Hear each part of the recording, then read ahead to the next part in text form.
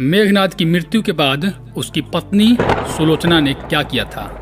क्या सुलोचना रावण के विरोध में उतर गई थी या श्री राम के साथ मिल गई थी, अथवा वह स्वयं मेघनाद के साथ सती हो गई थी? क्या लिखा है वाल्मीकि रामायण में, आइए जानते हैं। नमस्कार दोस्तों, मैं आपका दोस्त रजनीकांत ओझा। सुलोचना शेषनाग की बेटी थी जो अत्यंत रूपवान सुंदर नेत्रों वाली पतिव्रता नारी थी। लक्ष्मण जी शेषनाग के अवतार थे, इसलिए सुलोचना उनकी ही बेटी और लक्ष्मण जी मेघनाद के ससुर माने जाते हैं। मेघनाद एक अति महारथी योद्धा था। उसके पास त्रिदेवों की अंतिम शक्तियां, जिनमें भगवान ब्रह्मा का ब्रह्मशिरा अस्त्र, विष्णु जी का वैष्णव अस्त्र के साथ शिव जी का पशुपत अस्त्र भी था। मेघनाद एक महान दारुण भट्ट योद्धा था। उसके समान योद्धा सिर्फ भगवान परशुराम को ही माना जाता है।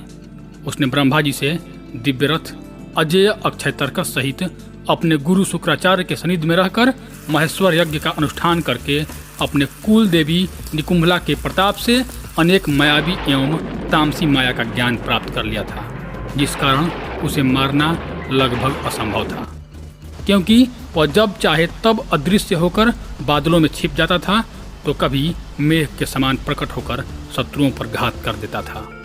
रामायण के युद्ध में पहले दिन उसने लक्ष्मण जी को अपने वीरघातनी शक्ति से मौत के मुंह में धकेल दिया था।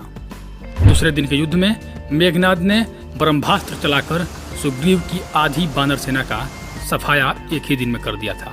ऐसा वीरता रावण, कुंभकर्ण इत्यादि मिलकर भी नहीं दिखा पाए थे।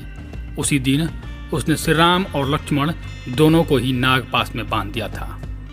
तीसरे और अंतिम दिन के युद्ध में उसने लक्ष्मण जी पर ब्रह्मास्त्र, पशुपतस्त्र और वैष्णव अस्त्र यानी संसार की तीनों सबसे घातक शक्तियों का संधान किया, लेकिन ये शक्तियां लक्ष्मण पर विफल हो गईं।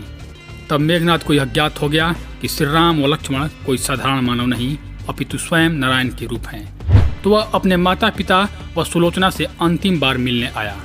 वह अपने माता पिता से मिलकर जाने लगा, तब उसने सुलोचना को देखा।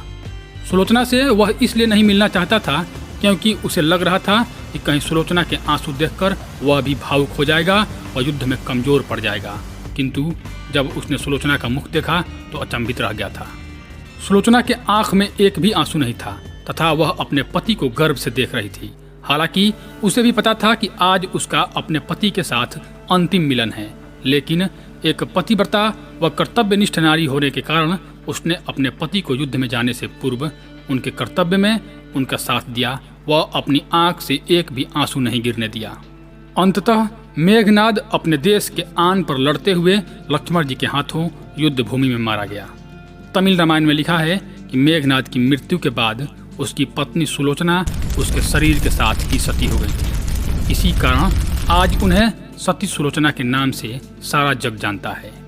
तो धन्यवाद दोस्तों। यदि आपको यह जानकारी अच्छी लगी हो तो कृपया हमारे चैनल को सब्सक्राइब कर दें। धन्यवाद।